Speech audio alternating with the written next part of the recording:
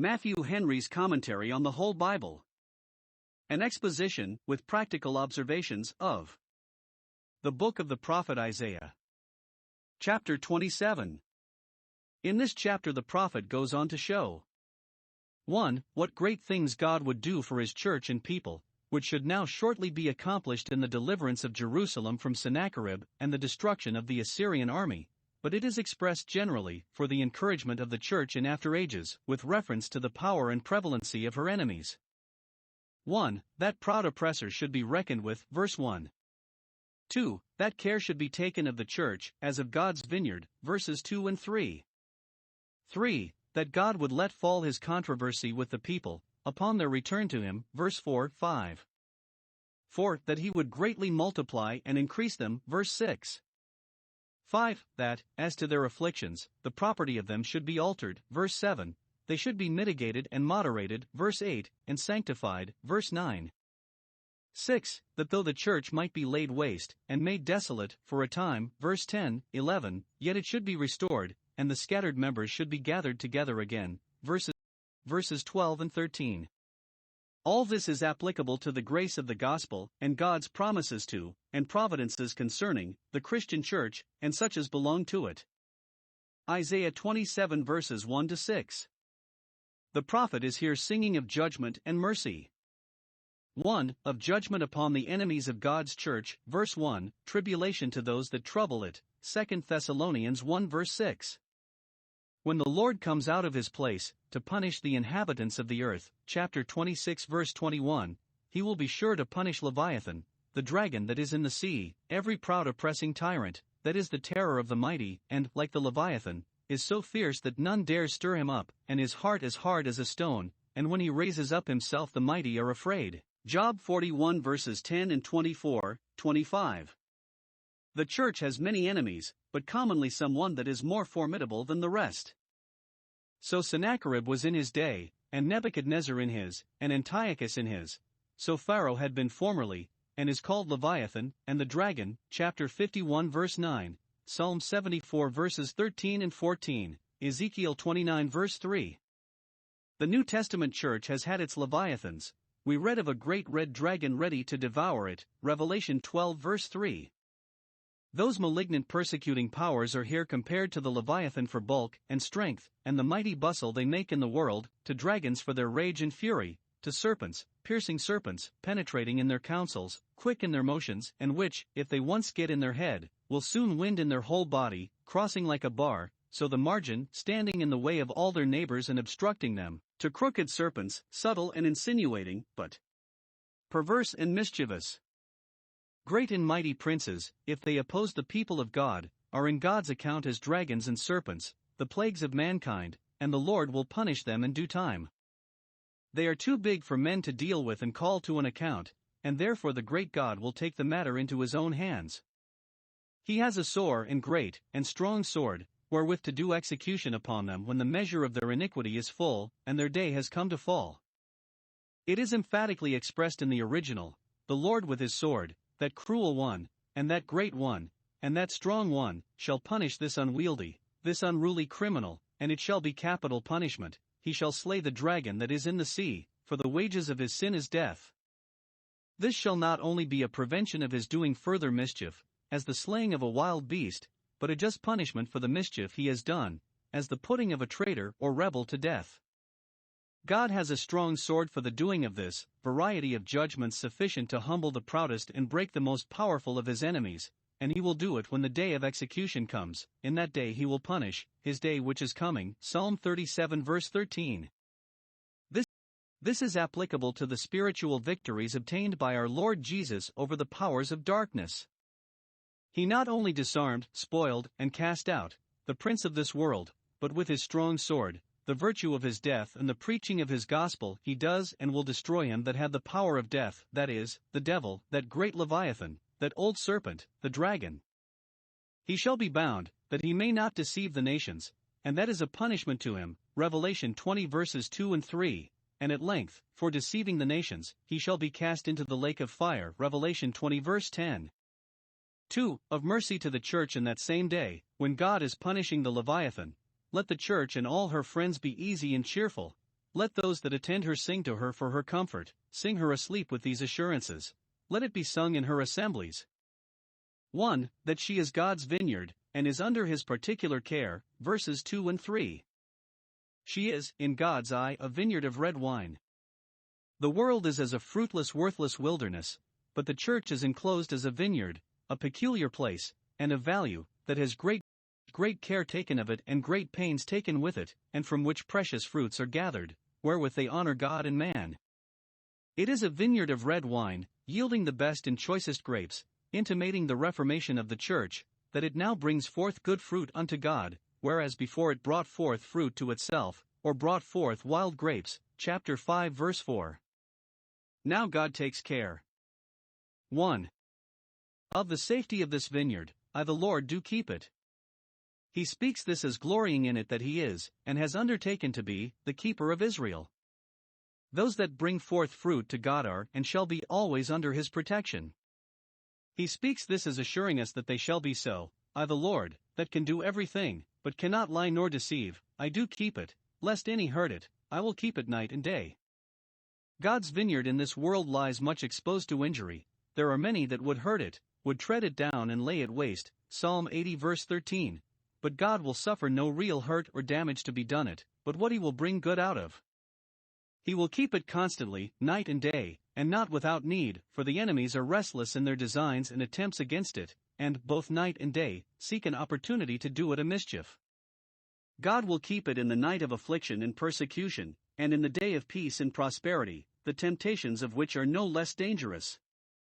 God's people shall be preserved, not only from the pestilence that walketh in darkness, but from the destruction that wasteth at noonday. Psalm 91 verse 6. This vineyard shall be well fenced. 2. Of the fruitfulness of this vineyard, I will water it every moment, and yet it shall not be overwatered. The still and silent dews of God's grace and blessing shall continually descend upon it, that it may bring forth much fruit. We need the constant and continual waterings of the divine grace, for, if that be at any time withdrawn, we wither, and come to nothing. God waters his vineyard by the ministry of the word by his servants the prophets, whose doctrine shall drop as the dew. Paul plants, and Apollos waters, but God gives the increase. For without him the watchman wakes and the husbandman waters in vain. 2. That, though sometimes he contends with his people, yet, upon their submission, he will be reconciled to them. Verses 4 and 5. Fury is not in him towards his vineyard. Though he meets with many things in it that are offensive to him, yet he does not seek advantages against it, nor is extreme to mark what is amiss in it. It is true if he find in it briars and thorns instead of vines, and they be set in battle against him, as indeed that in the vineyard which is not for him is against him, he will tread them down and burn them. But otherwise, if I am angry with my people, they know what course to take. Let them humble themselves, and pray, and seek my face, and so take hold of my strength with a sincere desire to make their peace with me, and I will soon be reconciled to them, and all shall be well. God sees the sins of his people, and is displeased with them, but, upon their repentance, he turns away his wrath.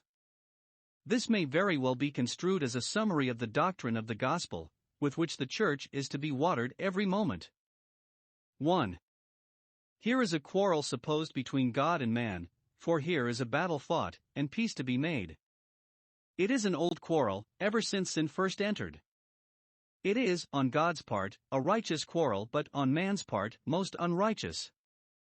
2. Here is a gracious invitation given us to make up this quarrel, and to get these matters in variance accommodated. Let him that is desirous to be at peace with God take hold of his strength, of his strong arm, which is lifted up against the sinner to strike him dead, and let him by supplication keep back the stroke. Let him wrestle with me, as Jacob did, resolving not to let me go without a blessing, and he shall be Israel a prince with God. Pardoning mercy is called the power of our Lord, let him take hold of that. Christ is the arm of the Lord, chapter 53 verse 1. Christ crucified is the power of God, 1 Corinthians 1:24. Let him by a lively faith take hold of him, as a man that is sinking catches hold of a bough, or cord, or plank, that is within his reach, or as the malefactor took hold of the horns of the altar, believing that there is no other name by which he can be saved, by which he can be reconciled. 3. Here is a threefold court of arguments to persuade us to do this. 1. Time and space are given us to do it in, for fury is not in God. He does not carry it towards us as great men carry it towards their inferiors, when the one is in a fault and the other in a fury. Men in a fury will not take time for consideration, it is, with them, but a word and a blow. Furious men are soon angry, and implacable when they are angry. A little thing provokes them, and no little thing will pacify them.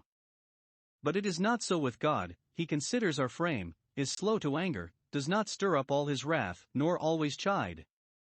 2. It is in vain to think of contesting with him.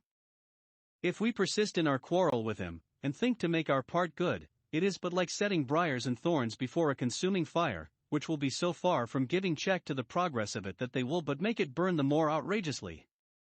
We are not an equal match for omnipotence. Woe unto him therefore that strives with his Maker. He knows not the power of his anger. 3. This is the only way, and it is a sure way, to reconciliation. Let him take this course to make peace with me, and he shall make peace, and thereby good, all good, shall come unto him. God is willing to be reconciled to us if we be but willing to be reconciled to him. 3. That the church of God in the world shall be a growing body, and come at length to be a great body. Verse 6. In times to come, so some read it, in after times, when these calamities are overpast, or in the days of the gospel, the latter days, he shall cause Jacob to take root, deeper root than ever yet, for the gospel church shall be more firmly fixed than ever the Jewish church was, and shall spread further. Or, he shall cause those of Jacob that come back out of their captivity, or, as we read it, those that come of Jacob, to take root downward, and bear fruit upward. Chapter 37 verse 31. They shall be established in a prosperous state, and then they shall blossom and bud, and give hopeful prospects of a great increase, and so it shall prove, for they shall fill the face of the world with fruit. Many shall be brought into the church, proselytes shall be numerous, some out of all the nations about that shall be to the God of Israel for a name and a praise, and the converts shall be fruitful in the fruits of righteousness. The preaching of the gospel brought forth fruit in all the world. Colossians 1 verse 6, fruit that remains. John 15 verse 16. Isaiah 27 verses 7 to 13. Here is the prophet again singing of mercy and judgment, not, as before, judgment to the enemies and mercy to the church, but judgment to the church and mercy mixed with that judgment. 1. Here is judgment threatened even to Jacob and Israel. They shall blossom and bud. Verse 6, but 1. They shall be smitten and slain. Verse 7, some of them shall. If God find anything amiss among them, he will lay them under the tokens of his displeasure for it. Judgment shall begin at the house of God, and those whom God has known of all the families of the earth he will punish in the first place. 2. Jerusalem, their defenced city, shall be desolate. Verses 10 and 11. God having tried a variety of methods with them for their reformation, which, as to many, have proved ineffectual, he will for a time lay their country waste, which was accomplished when Jerusalem was destroyed by the Chaldeans, then that habitation was for a long time forsaken. If less judgments do not do the work, God will send greater, for when he judges he will overcome. Jerusalem had been a defenced city, not so much by art or nature as by grace and the divine protection, but, when God was provoked to withdraw, her defense departed from her, and then she was left like a wilderness. And in the pleasant gardens of Jerusalem cattle shall feed, shall lie down there, and there shall be none to disturb them or drive them away. There they shall be levant and couchant, and they shall eat the tender branches of the fruit trees, which perhaps further signifies that the people should become an easy prey to their enemies. When the boughs thereof are withered as they grow upon the tree, being blasted by winds and frosts, and not pruned, they shall be broken off for fuel, and the women and children shall come and set them on fire. There shall be a total destruction, for the very trees shall be destroyed. And this is a figure of the deplorable state of the vineyard. Verse 2, when it brought forth wild grapes. Chapter 5 verse 2, and our Savior seems to refer to this when he says of the branches of the vine which abide not in him that they are cast forth and withered, and men gather them, and cast them into the fire, and they are burned. John 15 verse 6, which was in a particular manner fulfilled in the unbelieving Jews. The similitude is explained in the following words: it is a people of no understanding, brutish and sottish, and destitute of the knowledge of God, and that have no relish or savor of divine things, like a withered branch that has no sap in it, and this is at the bottom of all those sins for which God left them desolate, their idolatry first and afterwards their infidelity. Wicked people, however, in other things they may be wits and politicians, in their greatest concerns are of no understanding, and their ignorance, being wilful, shall not only not be their excuse, but it shall be the ground of their condemnation, for therefore he that made them, that gave them their being, will not have mercy on them, nor save them from the ruin they bring upon themselves, and he that formed them into a people, formed them for himself, to show forth his praise, seeing they do not answer the end of their formation, but hate to be reformed, to be new formed, will reject them, and show them no favor, and then they are undone, for, if he that made us by his power do not make us happy in his favor, we had better never have been made. Sinners flatter themselves with hopes of impunity, at least that they shall not be dealt with so severely as their ministers tell them, because God is merciful and because he is their maker. But here we see how weak and insufficient those pleas will be, for, if they be of no understanding, he that made them, though he made them, and hates nothing that he has made, and though he has mercy in store for those who so far understand their interests as to apply to him for it, yet on them he will have no mercy, and will show them no favor. 2. Here is a great deal of mercy mixed with this judgment, for there are good people mixed with those that are corrupt and degenerate, a remnant according to the election of grace, on whom God will have mercy and to whom he will show favor, and these promises seem to point at all the calamities of the church for which God would graciously provide these allays. 1. Though they shall be smitten and slain, yet not to that degree, and in that manner, in which their enemies shall be smitten and slain. Verse 7. God has smitten Jacob, and he is slain. Many of those that understand among the people shall fall by the sword and by flame many days. Daniel 11 verse 33. But it shall not be as those are smitten and slain. 1. Who smote him formerly, who were the rod of God's anger and the staff in his hand, which he made us of for the correction of his people, and to whose turn it shall come to be reckoned with even for that, the child is spared, but the rod is burnt. 2. Who shall afterwards be slain by him, when he shall get the dominion, and repay them in their own coin, or slain for his sake in the pleading of his cause? God's people and God's enemies are here represented. 1. As struggling with each other, so the seed of the woman and the seed of the serpent have been, are, and will be. In this contest there are slain on both sides. God makes use of wicked men, not only to smite, but to slay his people, for they are his sword. Psalm 17 verse 13. But, when the cup of trembling comes to be put into their hand, it will be much worse with them than ever it was with God's people in their greatest straits. The seed of the woman has only his heel bruised, but the serpent has his head crushed and broken. Note, though God's persecuted people may be great losers, and great sufferers, for a while, yet those that oppress them will prove to be greater losers and greater sufferers at last, here or hereafter, for God will render double to them. Revelation 18 verse 6. 2. As sharing together in the calamities of this present time. They are both smitten, both slain, and both by the hand of God, for there is one event to the righteous and to the wicked. But is Jacob smitten as his enemies are? No, by no means. To him the property is altered, and it becomes quite another thing.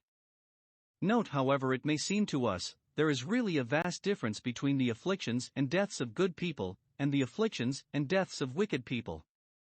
2. Though God will debate with them, yet it shall be in measure, and the affliction shall be mitigated, moderated, and proportioned to their strength, not to their deserts. Verse 8. He will deal out afflictions to them as the wise physician prescribes medicines to his patients, just such a quantity of each ingredient, or orders how much blood shall be taken when a vein is opened. Thus God orders the troubles of his people, not suffering them to be tempted above what they are able. 1 Corinthians 10:13. He measures out their afflictions by a little at a time, that they may not be pressed above measure, for he knows their frame, and corrects in judgment, and does not stir up all his wrath. When the affliction is shooting forth, when he is sending it out and giving it its commission, then he debates in measure, and not in extremity. He considers what we can bear when he begins to correct, and when he proceeds in his controversy, so that it is the day of his east wind, which is not only blustering and noisy, but blasting and noxious, yet he stays his rough wind, checks it, and sets bounds to it, does not suffer it to blow so hard as was feared. When he is winnowing his corn, it is with a gentle gale, that shall only blow away the chaff, but not the good corn. God has the winds at his command, and every affliction under his check. Hitherto it shall go, but no further. Let us not despair when things are at the worst, be the winds ever so rough, ever so high, God can say unto them, Peace, be still. 3. Though God will afflict them, yet he will make their afflictions to work for the good of their souls, and correct them as the father does the child, to drive out the foolishness that is bound up in their hearts. Verse 9. By this therefore shall the iniquity of Jacob be purged. This is the design of the affliction, to this it is adapted as a proper means, and, by the grace of God working with it, it shall have this blessed effect. It shall mortify the habits of sin, by this those defilements of the soul shall be purged away. It shall break them off from the practice of sin. This is all the fruit, this is it that God intends, this is all the harm it will do them, to take away their sin, than which they could not have a greater kindness done them, though it be at the expense of an affliction. Therefore, because the affliction is mitigated and moderated, and the rough wind stayed, therefore we may conclude that he designs their reformation, not their destruction, and because he deals thus gently with us, we should therefore study to answer his ends in afflicting us. The particular sin which the affliction was intended to cure them of was the sin of idolatry, the sin which did most easily beset that people, and to which they were strangely addicted. Ephraim is joined to idols. But by the captivity in Babylon they were not only weaned from this sin, but set against it. Ephraim shall say, What have I do to any more with idols? Jacob has his sin taken away, his beloved sin, when he makes all the stones of the altar, of his idolatrous altar, the stones of which were precious and sacred to him, as chalk stones that are beaten asunder, he not only has them in contempt, and values them no more than chalk stones, but he conceives an indignation at them, and, in a holy revenge, beats them asunder as easily as chalk stones are broken to pieces. The groves and the images shall not stand before this penitent, but they shall be thrown down too, never to be set up again.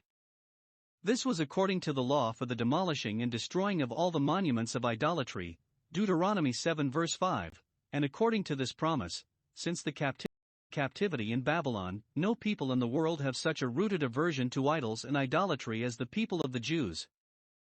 Note, the design of affliction is to separate between us and sin, especially that which has been our own iniquity, and then it appears that the affliction has done us good when we keep at a distance from the occasions of sin, and use all needful precaution that we may not only not relapse into it, but not so much as be tempted to it. Psalm 119 verse 67. For though Jerusalem shall be desolate and forsaken for a time, yet there will come a day when its scattered friends shall resort to it again out of all the countries whither they were dispersed. Verses 12 and 13. Though the body of the nation is abandoned as a people of no understanding, yet those that are indeed children of Israel shall be gathered together again, as the sheep of the flock when the shepherds that scattered them are reckoned with. Ezekiel 34 verses 10 to 19. Now observe concerning these scattered Israelites. 1. Whence they shall be fetched, the Lord shall beat them off as fruit from the tree, or beat them out as corn out of the ear.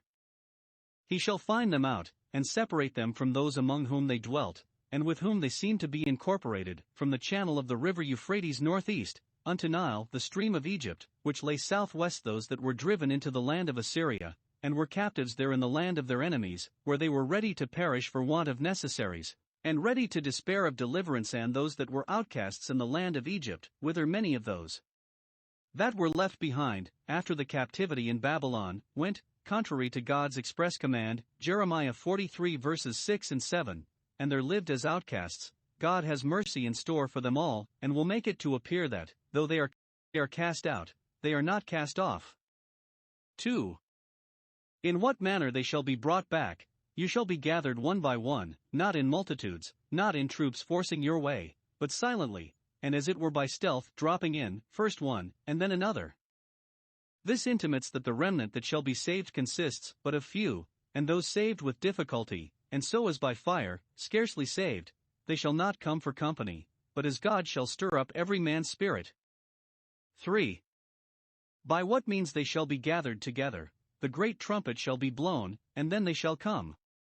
Cyrus's proclamation of liberty to the captives is this great trumpet, which awakened the Jews that were asleep in their thraldom to bestir themselves. It was like the sounding of the Jubilee trumpet, which published the year of release.